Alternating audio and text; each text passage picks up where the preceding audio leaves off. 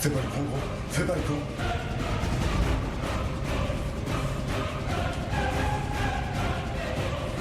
Pitié.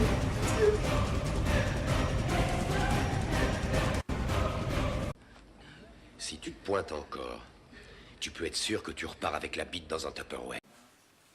Je ne savais pas que tu connaissais le grand seigneur. Ouh, je trouve ça réductif, Seigneur.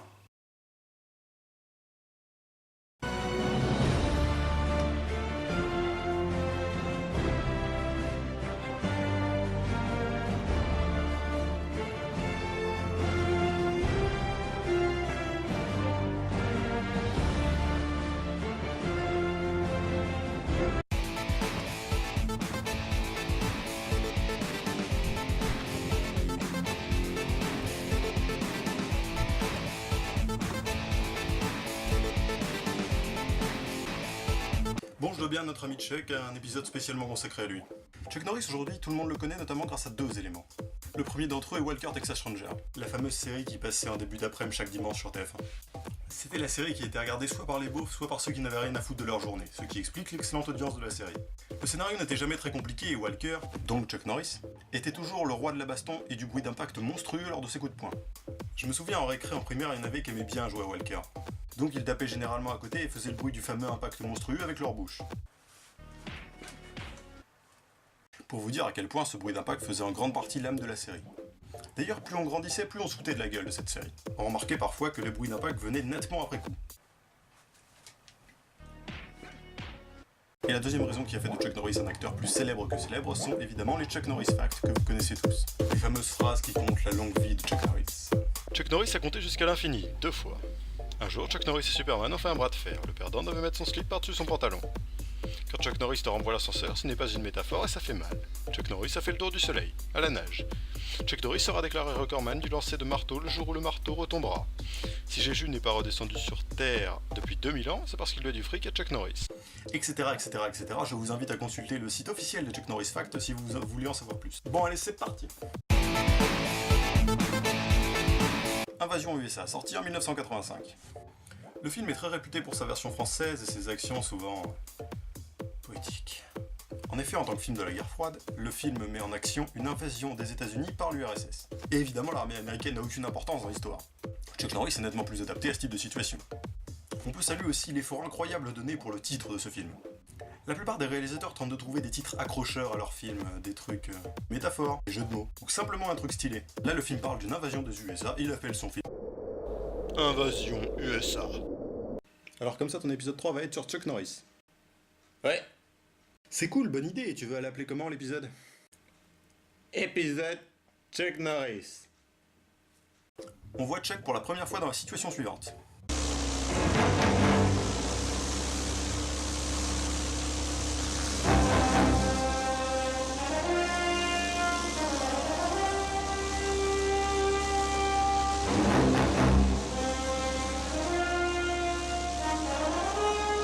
Qu'est-ce que c'est que ça? Un jet ski biodégradable?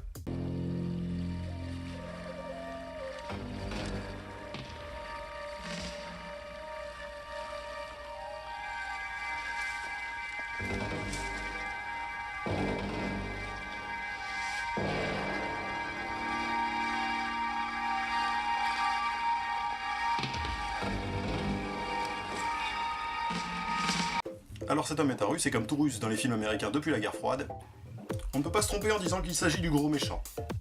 Bon, il y a des exceptions, c'est vrai. Et des fois, les Russes sont juste des attardés mentaux. Figure out what to say. If it's a woman you're calling, then you say, "You're a good woman, I'm a good man." Bref, ici, il approche d'une réunion où doit se trouver un ambassadeur, probablement des États-Unis ou de l'URSS. Et on comprend qu'il veut le tuer. Il s'arrête loin de la scène derrière un buisson. L'arrière d'un buisson a été cité dans les 3 premiers Wood Movies. Je ne l'ai absolument pas fait exprès, j'en déduis qu'un film de merde se doit de posséder à un moment un délire derrière un buisson. Bref, dans un film, un mec qui s'arrête à grande distance de sa cible a soit une bombe à faire péter sur les lieux, ou un sniper. Et ici... on sent qu'on approche d'un film digne de Chuck Norris, là.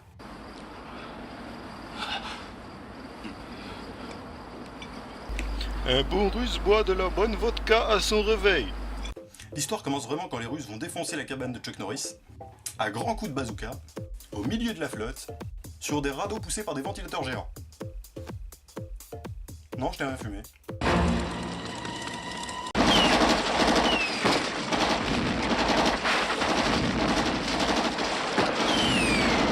Après, une petite quantité de Russes débarque et ils décident de...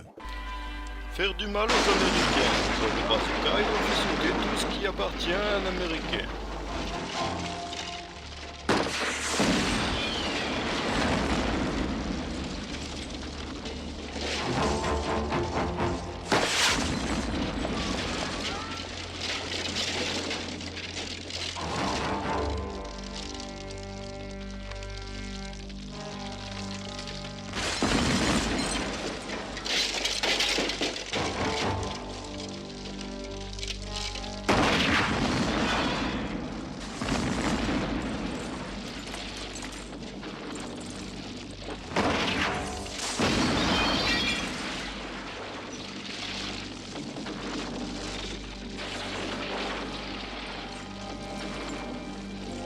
Boum Boum Boum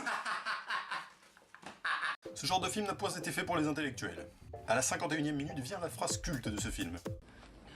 Si tu te pointes encore, tu peux être sûr que tu repars avec la bite dans un Tupperware.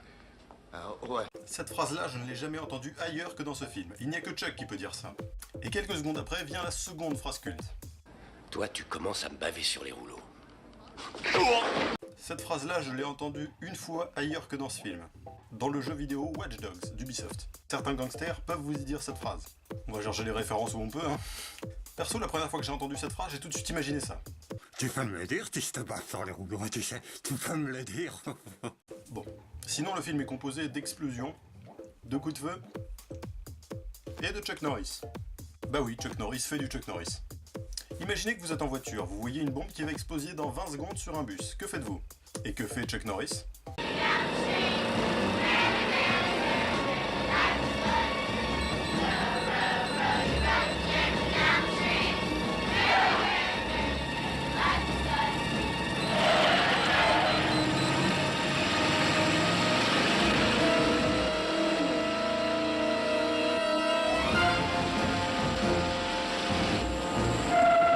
C'est pas à vous, ça?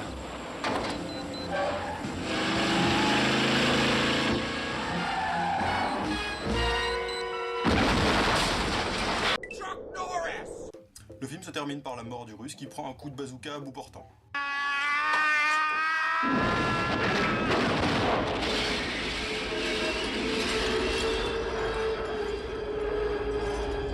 Oui, le bazooka pourrait être largement le symbole de ce film. D'ailleurs, le film aurait beaucoup plus attiré les gens s'il s'était appelé... Invasion au bazooka. En fait, ce qui rend avant tout ce film mauvais, comme la grande majorité des films du genre, c'est qu'il n'y a aucun rebondissement. Le scénario est prévisible de A à Z. En bref, le film est vide. En gros, si vous êtes fatigué et que vous êtes du style Boum Boum Boum ce film peut servir.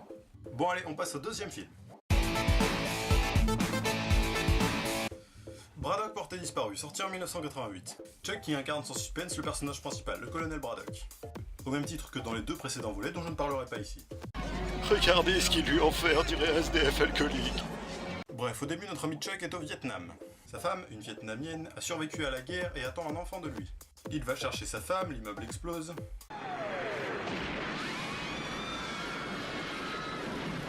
Il voit une Asiatique brûler et comme il est incapable de faire la différence entre une Asiatique et une autre, comme tout le monde, il abandonne tout et retourne aussi sec aux États-Unis.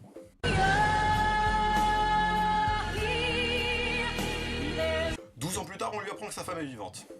Il n'a évidemment pas refait sa vie entre-temps, ce qui signifie qu'elle lui manque, enfin en théorie. Il va hurler de joie, pleurer, remercier Dieu, et... Ma femme est morte à la chute de Saïgon. Votre femme est vivante, je la connais très bien. Et votre fils s'appelle Van. Il a maintenant 12 ans. Ma femme et moi n'avons pas eu de fils. Pourquoi vous est-il si difficile d'admettre ce que je vous dis? Parce que j'ai vu le corps de ma femme calciné, voilà pourquoi. Vous avez vu un corps, mais ce n'était pas celui de votre femme. Lin Tan Yang est vivante. Pensez ce que vous voulez, mon révérend. Mais je sais ce que je dis. Il faut que je vous laisse maintenant. Ces discussions auraient très bien pu être remplacées par Votre femme est vivante, je la connais très bien. Et votre fils s'appelle Van. Il a maintenant 12 ans. Ma femme... Oh non, putain, pas elle, elle me fait chier, elle voulait jamais m'apporter ma bière. C'est difficile d'admettre ce que je vous dis. attention, phrase culte imminente. Braddock, je vous préviens. Attention où vous mettez les pieds.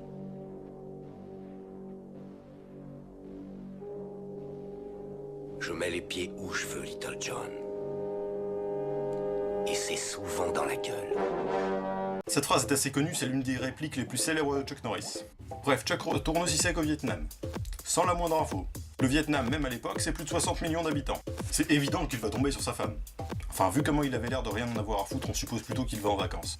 S'il tombe sur sa femme, tant mieux. S'il tombe pas sur sa femme, envoyez le générique de fin et le faites pas chier. D'ailleurs, le premier endroit où il va, c'est une boîte de striptease. C'est dire l'estime qu'il a pour sa femme. Et, cela dit, il retourne voir l'homme qui lui a dit que sa femme était vivante, et il parvient à la retrouver, elle et son fils. Je ne savais pas. Je croyais que... Ce n'est pas important. C'est si beau! 10 minutes plus tard, elle se prend une balle entre les deux yeux.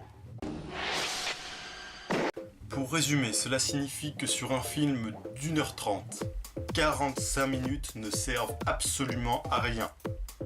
C'est génial! Et les 45 dernières servent à échapper au général vietnamien qui a tué sa femme. Son fils est en revanche toujours vivant, même s'il va voir son père se faire torturer, lui aussi, et il va voir son père tuer des dizaines de Vietnamiens. Les deux s'en sortent en sauvant des enfants amérindiens que le général vietnamien voulait brûler vifs. De la douceur, de la finesse, des personnages intellectuellement intéressants.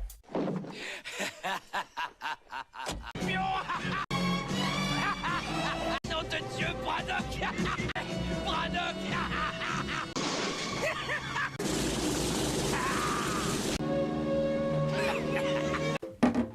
Des coups de feu, des explosions et bien sûr, du Chuck Norris.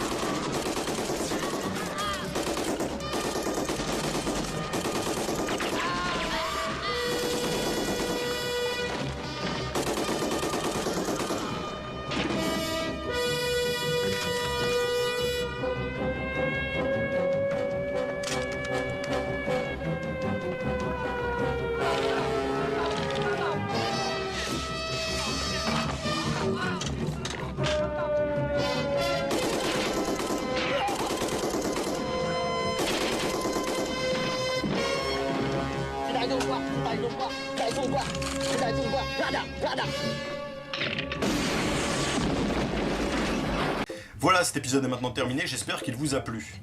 Je pense que je reprendrai le concept de l'épisode consacré à un acteur en particulier très prochainement. En attendant, on se retrouve en septembre pour l'épisode 4, ciao!